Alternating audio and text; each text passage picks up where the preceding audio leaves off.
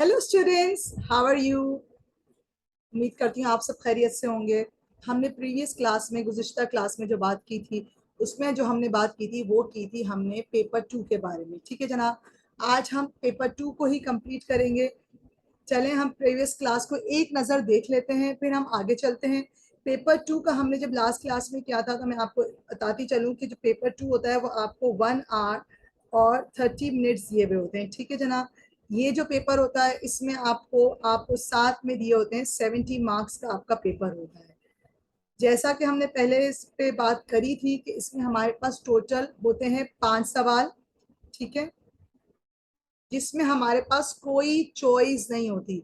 इस बात का खास ख्याल रखिएगा कि पेपर 2 में हमारे पास कोई चॉइस नहीं होती। ठीक है, फिर हम चलते हैं। मैंने आपको जैसे जिक्र किया था कि सवाल नंबर 1 जो कि हमारे पास होता है वो होता है, दो इबारतें दी हुई होती हैं। मैंने आपको खास बताया था कि दोनों इबारतों को अच्छी तरह से पढ़ा जाए, दो दो बार कम अज कम पढ़ें। और जिस तरीके से मैंने आपको समझाया कि इबारतों में इंपॉर्टेंट पॉइंट्स को अंडरलाइन कर लें, उनमें से हिंट्स को उठा लें, पिक कर लें, क्योंकि सवालात इसी में से आते हैं, नुकात के हिसाब से आते हैं। ठीक है जनाब, दोनों इबारतें मैंने आपको पढ़ना समझाई और कैसे करते हैं वो समझाया था। इसके बाद मैंने आपको इंपॉर्टेंट पॉइंट्स लिखवाए थे कि तफहीम यानी इबारतें करी कैसे जाती हैं। ठीक है, अब चलते हैं हम अपनी नेक्स्ट क्वेश्चन की तरफ, जो कि इसका मेन क्वेश्चन है, जिसको हम कहते हैं क्वेश्चन नंबर 5, पेपर नंबर 2। ठीक है जनाब, आज हम बात करेंगे क्वेश्चन नंबर 5, पेपर नंबर 2। इसमें जो होता है इस सवाल में हमारे पास, सवाल नंबर 5 में हमारे पास होता है, क्या होता है जनाब, हमारे पास होते हैं दो सवाल। ठीक है, एक सेकंड, हमारे पास होते हैं दो सवाल। अब हमें क्या करना है, उन दोनों सवालों को समझना है कि उनको हमें करना कैसे, हमारा तरीका कार क्या है। ठीक है, एक्चुअली जो हमारा सवाल नंबर 1 होता है उसमें जो होता है, उसमें हमसे जो पूछा जाता है वो पूछा जाता है, दोनों जो हमारे जो इबारतें होती हैं, पहले जैसे मैंने आपको गुज़िश्ता क्लास में बताया था कि दोनों इबारतें एक तो हक में होती है टॉपिक के, एक होती है उसके मनफी यानी उसके अगेंस्ट में। ठीक है, फॉर या अगेंस्ट में। तो जो हमें दिया जाता है, जो सवाल नंबर 1 होता है वो एक्चुअली होता है खुलासा, जिसमें हम अपने दिल की बात करते हैं, यानी वो बात जो बात पेपर में दी हुई होती है, पैसेज में दी हुई होती है, उसको हम अपने अल्फाज में लिखते हैं। जब सवाल की तरफ जाते हैं, ये दोनों इबारतें हमारे सामने मौजूद हैं, हम इनको लेकर चलेंगे। ठीक है, अब हमारे सामने ये सवाल मौजूद है, आ जाए इसमें से हम इंपॉर्टेंट पॉइंट्स क्लिक कर लेते हैं। ये जो सवाल नंबर 5 है ये दोनों हिस्सों में से होता है, यानी दोनों पैसेजेस में से होता है। ठीक है, फिर आगे चलते हैं। इसको हमें 140 अल्फाज पर मुश्तमिल उर्दू में लिखिए। ठीक है, हर सवाल के बाद दिए गए मार्क्स लिखे गए, यानी पहला जो सवाल है वो 10 नंबर का है, दूसरा जो सवाल है वो 5 नंबर का है। पहला जो सवाल है, जिसको हम 5A कहते हैं, दोनों इबारतों की रोशनी से पाकिस्तान में सयाहत के मुस्बत और मनफी पहलू लिखिए। ठीक है, अब ये जो सवाल हमारे सामने है, इसका मतलब ये है कि जो हमारे पास इबारत नंबर 1 है, इसकी ये है जो है, ये सयाहत की के जो मनफी नहीं, इसमें मस्बत पहलू हैं। ठीक है, जैसा कि हमने पहले जिक्र किया था, इसमें यहाँ अगर हम इसको एक बार और पढ़ लें, खूबसूरती की बात की गई, इसमें मस्बत पहली है, मुस्बत। ढकी ढकी हुई चोटियों के बारे में जिक्र है, साफ शफाफ पानी के बारे में जिक्र है, बहती साफ नहरों के बारे में जिक्र है। फिर अगर हम यहाँ पे आते हैं तो यहाँ पे टेक्सिला के बारे में जिक्र है, उसके खंडरात के बारे में कि क्या सीखता है इंसान, उसके अजायब घर के बारे में जिक्र है। तो ये हमारे पाकिस्तानी सयाहत के मुस्बत पॉइंट्स है। ठीक है, अब अगर हम आ जाते हैं, ठीक है, अब हम आ जाते हैं दूसरी इबारत पे आ जाते हैं। तो ये जो इबारत है ये इसके मनफी यानी उसके नेगेटिव पॉइंट्स पर बात करता है। ठीक है, अगेंस्ट पर है। तो अब अगर हम यहाँ आते हैं तो यहाँ पे मुश्किलात का जिक्र है, जैसे इस्लामाबाद में आएगी। अब इन्होंने क्या बताया, अजनबी मुल्क का होता है। फिर यहाँ क्या है कि हमारे पास आबो हवा, जो मौसम है वो, जो इस्लामाबाद का मौसम होता है वो लोगों के हिसाब से नहीं होता, उनके मुताबिकत से नहीं होता, उनको रास नहीं आता। फिर उन्होंने बताया कि आसार कदीमा और जंगलात की जो जिंदगी है उस पर तहकीक करने जब लोग आते हैं तो घुल मिल जाए। ठीक है, फिर लिबास और उसके बारे में जिक्र है। फिर इन्होंने हमें दिया कि किस तरीके से ये हमारे माशी उसको फायदा देता है। लेकिन अगर देखा जाए तो हमें फिर यहाँ इन्होंने हमें यहाँ पे भी इन्होंने हमें एक बात दी है। अगर हम इसका कलर चेंज कर लें तो यहाँ इन्होंने दिया कि क्या मुश्किलात होती है, कम होटल है, सड़कों का निज़ाम है, फिर यहाँ तरबियत याफ्ता गाइड की बात हो गई। तो ये वो बातें हैं जिनका हम आराम से तस्करा इसमें से पढ़ के हम निकाल सकते हैं। तो फिर हम अपने सवाल की तरफ आते हैं। तो हमें हम अब फिर बच्चे पूछते हैं कि मिस ये हम सवाल का जवाब लिखें कैसे। तो याद रखना बच्चों के जो इसका जो क्राइटेरिया आपको जो दिया जाता है ना, वो यहाँ लिखा हुआ है। गौर से अगर हम इसको भी अगर हम देख लें और गौर से अगर हम इसको देखें, ठीक है, तो हम इसको अगर देखें तो उसने हमसे कहा, खास तौर पे कहा है कि लिफ्टिंग नहीं होनी चाहिए। अब लिफ्टिंग से क्या मुराद है? लिफ्टिंग से मुराद है नो कॉपी पेस्ट। ठीक है जनाब। और इसमें उसने खास तौर से हमें यहाँ पे लिख दिया है, क्या लिख दिया उसने हमें, कि इस बात को भी हम एक नजर हाईलाइट कर लेते हैं कि 10 पॉइंट्स होने चाहिए, each point would mark as a 1 point. ठीक है। अब एक बात का बच्चे हमसे सवाल करते हैं कि मिस ये वाला हम सवाल 5A करें कैसे। अब हम आ जाते हैं हमारे इस पर। ठीक है। हमारे पास जो इन्होंने सवाल दिया वो दिया उन्होंने कि पाकिस्तान में सियाहत के मनफी और मस्बत पॉइंट्स लिखें। ठीक है। अब अगर हम इसकी तरफ आ जाएं तो यहाँ पे हम लिखें कैसे। बच्चे हमसे सवाल अक्सर पूछते हैं कि मिस ये सवाल का जवाब हम लिखें कैसे। एक बात का आपको फिर से रिपीट कर रही हूँ कि कॉपी पेस्ट नहीं करना, उनके वर्ड्स को कॉपी पेस्ट नहीं करना, मगर आपने क्या करना है, आपने पैसेज से ही पॉइंट्स लिखने हैं। ठीक है। आपके जो दलाइल है ना, जो आपके दलाइल है ना जनाब,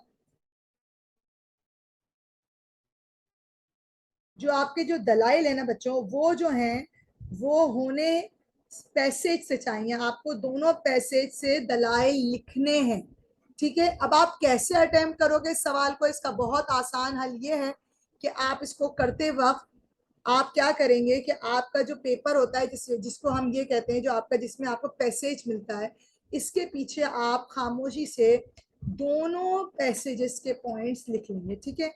आप पढ़ें इबारत एक। ठीक है। इसके आपने पॉइंट्स लिख लिए। ठीक है। पॉइंट्स लिख लिए, जॉट डाउन कर लिए। फिर आपने पढ़ी इबारत दो। ठीक है। उसके भी आपने पॉइंट्स जॉट डाउन कर लिए। ठीक है जनाब। फिर उसके बाद आपने अपनी इबारतें यानी अपना जो पैसेज है उसको बंद कर देना। फिर आप अपना जो सवाल 5A है बच्चों, वो आप अपने अल्फाज में लिखें। ठीक है जनाब। उम्मीद करती हूँ अब यहाँ तक आपको मेरी बात समझ में आ गई। ठीक है। फिर चलते हैं, मैं आपको एक नजर फिर दिखा देती हूँ सवाल, और फिर अपने अंदाज में इसको लिखने की कोशिश भी करेंगे। दोनों इबारतों की रोशनी में पाकिस्तान में सयाहत के मस्बत और मुनफी पहलुओं के बारे में लिखिए। यानी पाकिस्तान में जब सयाह आएंगे तो उनको क्या फायदे, क्या बेनिफिट्स होते हैं, मुस्बत पॉइंट्स, और क्या मनफी यानी क्या मुश्किलात से वो दरपेश होते हैं। क्या क्या ऐसी बातें हैं जो कि हमारे यहाँ हैं, हमारे मुल्क में मौजूद है, जिनके बारे में बच्चों को जो सयाह आते हैं उनको प्रॉब्लम्स फेस करने पड़ते हैं। ठीक है। कुछ पॉइंट्स अगर हमने लिख लिए हैं तो उनको अगर हम मार्क करके देखें, हमने पहला पॉइंट लिखा शुमाली इलाकाजात में खूबसूरती अपनी मिसाल है। तो ये पॉइंट हमें 10 सब पॉइंट करने हैं ना। फिर ढकी हुई चोटियां, पहाड़ों के बारे जिक्र हो गया, साफ शफाफ पानी हो गया, फिर जो नहरें जो बहती हैं उनके बारे में जिक्र हो गया। फिर अगर हम टेक्सिला की बात करते हैं, चले हम वापस आ जाते हैं, एक और पॉइंट ले लेते हैं। यहाँ हम अजायब घर की बात करते हैं, आबा अजाद के रहन सहन की बात करते हैं, फिर हम कीमती सकाफत के बारे में बात करते हैं। तो ये कितने पॉइंट्स हो गए? ये हो गए हमारे 3 4 5 6 7 8। ठीक है। यहाँ तो हमारे हो गए ये पॉजिटिव पॉइंट्स। अगर हम नेगेटिव पॉइंट्स का जिक्र करें तो हमारे पास आता है कि अफसोसनाक बात यह मुश्किलात का सामना करना पड़ता है। पहला ये हो गया, दूसरा होटल की कमी हो गई, तीसरा हमारे पास गाइड की कमी हो गई, चौथा हमारे पास जो कमी हो गई वो सयाहों को जबान की रहनुमाई हो गई।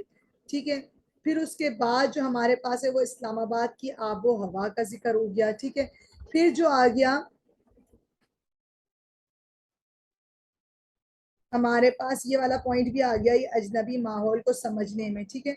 ये हो गया हमारे पास जब छठा पॉइंट, ठीक है जनाब। अब पॉइंट्स तो हमारे पास 10 से ज्यादा जमा हो गए। अब बच्चे ही सवाल करते हैं कि मिस हम कैसे लिखें। मैं फिर से आपसे बात करूंगी, जैसे मैंने पहले आपसे कही थी, मैं फिर अपनी बात को दोहराना पसंद करूंगी कि बच्चों जब आप लिखेंगे अपने अल्फाज में तो आपके जो जुमले होने चाहिए ना, वो होने चाहिए प्रॉपर, यानी कंप्लीट होने चाहिए, ठीक है। ये मुकम्मल जुमला बनाएं, आप जामे जुमला बनाएं। जामे जुमले से मुराद यहाँ होता है कि पॉइंट्स को रिलेट करें। आप अलग अलग पॉइंट्स जगह जगह नहीं लिखें, ठीक है। अब अगर फॉर एग्जांपल मैं अगर बात कर रही हूँ मस्बत बातों की तो मैं एक तरफ सारी मस्बत बातें लिख लूँ, फिर अगर मैं बात कर रही हूँ सारी मनफी बातों की तो मैं एक तरफ सारी मनफी बातें लिखूंगी। तो मेरे अल्फाज जो हमें लिमिटेशन दी हुई है उसका हमें खास ख्याल रखना है। अब हमें कितने अल्फाज की लिमिट है, 5A में हमारे पास जो वर्ड लिमिट है बच्चों वो है 150 वर्ड्स की, ठीक है। अब अगर बात की जाए कि एग्जामिनर हमारे वर्ड काउंट कैसे करता है, आपने एक लाइन में वर्ड्स लिखे हैं 10 फॉर एग्जांपल, तो वो आपकी जो लाइंस है उनसे मल्टीप्लाई करेगा और टोटल कर लेगा। लेकिन ये उस सूरत हाल में होगा जब आपने अल्फाज एक ही मयार से लिखे होंगे। कुछ बच्चे चालाकी करते हैं कि अल्फाज किसी में कम लिखते हैं, 7, 8, 16, 10, 12, तो एग्जामिनर को शक हो जाता है, वो फिर एक एक हर्फ को काउंट करेगा और लिखेगा। अगर आपके 150 वर्ड से एक अल्फाज भी ज्यादा हो गया ना बच्चों तो फिर आपके नंबर कट जाएंगे। आपको इस बात का खास ख्याल रखना है, ठीक है। इस बात को बार बार मैं दोहरा रही हूँ कि आपने इस बात का खास ख्याल रखना है, ठीक है। फिर हम आ जाते हैं इस पर कि हम कैसे लिखें मिस। तो मैं मेरे बच्चों को अक्सर ये कहती हूँ कि आपने अपनी एक लाइन अपनी लिखी, काउंट करा इसमें कितने अल्फाज हैं, और 130 वर्ड्स पर आपने एक डॉट लगा लेना है कि ये मेरा पॉइंट है जहां मैंने इसके बाद में थोड़ा बहुत इंक्रीज कर सकता हूँ, ठीक है। वैसे तो 140 से ज्यादा कोशिश करें कि 150 तक आप आ जाएं, यानी 140 टू 150 का आप अपना मयार रखें जैसा कि हमसे यहाँ पर उसने कहा है। अगर मैं यहाँ आ जाऊं और हम इसको फिर हाईलाइट करके एक नजर रख लेते हैं, ठीक है। इसको हम बड़ा करते हैं और इसने कहा है if the answer 5A exceeds 150 words, ठीक है। इसको हम यहाँ देख लेते हैं तो क्या होगा आफ्टर द 150th वर्ड, ठीक है। आपका क्या होगा बच्चों, आपका स्लैश लग जाएगा, आपको उसके बाद का जो आपका है वो शो नहीं होगा, वो मार्क नहीं होगा। कितना बड़ा लॉस है आपके लिए, ठीक है। तो अपने वर्ड्स का ख्याल रखिएगा। तो चंद बातें 5A के लिए फिर से रिपीट कर देती हूँ आपके लिए, यहाँ पे लिख देती हूँ। 5A क्या करना है आपने स्टूडेंट्स, आपने नो लिफ्टिंग मीन्स, इसका क्या मतलब हुआ, नो कॉपी पेस्ट, ठीक है। इसका ये मतलब नहीं है कि आप यहाँ पर सवाल पॉइंट्स नहीं उठाएंगे। इसका ये मतलब है कि आप पैसेज के अल्फाज को एज इट इज नहीं लिखेंगे। मगर इस बात फिर आपने क्या करना है, आपके पास अगली जो बात है वो ये है कि आप क्या करेंगे बच्चों, आप यहाँ पर पॉइंट्स पिक कर लेंगे, ठीक है। कहां से, फ्रॉम बोथ द पैसेजेस, ठीक है। पैसेज 1 एंड पैसेज 2, ठीक है। आपने दोनों पैसेज से पॉइंट जमा करें और फिर आपने उसको लिखना शुरू करना है। किसमें, you will write in your own words, अपनी जबान में लिखिए, ठीक है। तो आप जब पैसेजेस में से पॉइंट्स लिख चुके होंगे, पैसेज आपने बंद करे और आपने अपनी जबान में लिखा तो आपके लिए बहुत आसान हो जाएगा, ठीक है। तो उम्मीद करती हूँ कि 5A समझ आ गया। आ जाए अगले सवाल की तरफ चलते हैं। हमारे पास जो अगला सवाल है वो 5B है। उसमें क्या कहा, अपने इलाके में सयाहत के बारे में अपनी राय वाजे करें। अब आपका इलाका क्या है, आ जाते हैं इस पे बात करने के लिए, ठीक है। अब हम 5A कैसे करेंगे, 5B सॉरी, 5B में आपको जो वो कह रहा है वो आप गौर से सुन लें। वो आपको कह रहा है कि आपने लिखने हैं 5 पॉइंट, ठीक है। कितने पॉइंट्स लिखने हैं, 5 मार्क्स का है। इसको भी हम यहाँ हाईलाइट कर लेते हैं, ये कितने मार्क्स का है, 5 मार्क्स का। Marks like mini essay according to the variety mark like a mini essay, आपको छोटा ऐसे लिखना है। Interest of the point should be express, ठीक है। और क्या लिखा है उसने आपको, कि और लिखा है उसने कि आपने रिजिड नहीं होना, ठीक है। अब आ जाते हैं इसको हम लिखते कैसे हैं। यहाँ जो है ये जो सवाल है वो है एक्चुअली आपकी राय पर मुनहसर है, ठीक है। ये इसमें आपसे वो चाहता है कि आप अपनी राय दें। राय क्या होती है स्टूडेंट्स, राय होती है आपका ओपिनियन। वो आपसे चाह रहा है एक्चुअली कि आप अपना ओपिनियन लिखें, ठीक है। अब आपने पैसेज में से कुछ नहीं लिखना, नथिंग, ठीक है। No points, nothing should be copied from the passage, ठीक है। नॉट अ सिंगल पॉइंट, सही है, नंबर वन। नंबर टू, आपके पास जब स्टूडेंट इसने आपको 5 नंबर दिए हैं, 5 मार्क्स हैं, और आपके पास वो आपको देता है 40 to 50 वर्ड्स की लिमिट, ठीक है स्टूडेंट्स। इसका मतलब ये हुआ कि हम टोटल 3 से 4 पॉइंट्स दे सकते हैं, ठीक है। अब मैं आपसे बारहा ये कहूंगी कि आप डिफरेंट पॉइंट्स दें, ठीक है। उसमें रेपिटेशन नहीं होनी चाहिए, कोई भी आप बात को रिपीट नहीं करेंगे, बारहा उसको तकरार नहीं होगी, तकरार नहीं होगी, ठीक है। अलग अलग पॉइंट्स दें, तरीके से लिखें, सोच समझ से लिखें। सबसे पहले आप अपने पास एक नक्शा बना लें कि आप क्या लिखने वाले हैं, ठीक है। कुछ पॉइंट्स आप अपने जहन में लिख लें कि आप ये लिखना चाह रहे हैं। अगर उसने आपसे ये सवाल किया है यहाँ पर कि अपने इलाके में सयाहत के बारे में लिखें, तो अब आपका इलाका क्या है, मेरा इलाका कराची है। यहाँ पे जो सयाही मकाम है जैसे समंदर, फिर हमारे पास आ जाता है कायद आजम का मज़ार, कायद का मज़ार। फिर हम लिख सकते हैं कि यहाँ यहाँ पर आकर जो सयाह होते हैं उनको क्या तकालीफ का सामना करना पड़ता है, ठीक है। फिर अगर हम अब हम उसको फिर हम अपनी राय देंगे। जो आखिरी बात है ना बच्चों, वो होती है हमारी राय, ठीक है। फिर हम जो देंगे, जो लास्ट हमारी बात होगी वो हमारी राय होगी। इसका मतलब ये है कि अगर हमने बात का आगाज किया कि हम मेरे मुल्क जो मेरे शहर कराची में बहुत से सयाहती मकाम है जिनमें कायद आजम का मज़ार है, साहिल समंदर है, जहाँ सयाह शौक से आना चाहते हैं और बहुत खुश होते हैं और बहुत मज़ा होता है। लेकिन इसके बरक्स हमारे यहाँ जो सयाह आते हैं उनको जो तकालीफ का सामना करना पड़ता है वो ये मेरी राय के मुताबिक सयाहों को ये कर लेना चाहिए, या ये तैयारी करके आनी चाहिए, किस तरह से वो प्रिपेयर होके आ सकते हैं, ठीक है। तो वो कौन से सयाहती मुकाम और देख सकते हैं, जैसे अगर आप पैराडाइज पॉइंट का जिक्र कर लें, या फिर आप बलोचिस्तान के पास जो साहिली मनाजिर है उनका जिक्र कर लें, या फिर आप कोई खाने पीने की जगह का भी जिक्र कर सकते हैं, किसी होटल का भी जिक्र कर सकते हैं। तो इसका मतलब ये हुआ कि हम यहाँ पर अगेन मैं अपनी बात रिपीट करूंगी कि आपने पैसेज की बात नहीं लिखनी है, आपने अदर देन द पैसेज लिखना है, ठीक है। अदर देन द पैसेज लिखना है, सही। फिर आपने लिखना है अपने इलाके के बारे में, आप लिख रहे हैं तो आप उसमें अपने किसी सयाही मकाम के बारे में लिखेंगे। आप अपने इलाके के बारे में की मुस्बत पहलू दे सकते हैं, ठीक है। आपने इलाके का मनफी पहलू दे सकते हैं। फिर आप आखिर में अपनी राय दे सकते हैं, बताएं कि क्या ऐसा कर सकते हैं जिससे सयाह को मुश्किलात दरपेश ना हो। आखिर में जाते जाते मैं आपको दिखाना ये चाहती हूँ कि जो आपको 5 नंबर मिलने हैं उसको हमारा जो एग्जामिनर है वो कैसे असेस करेगा।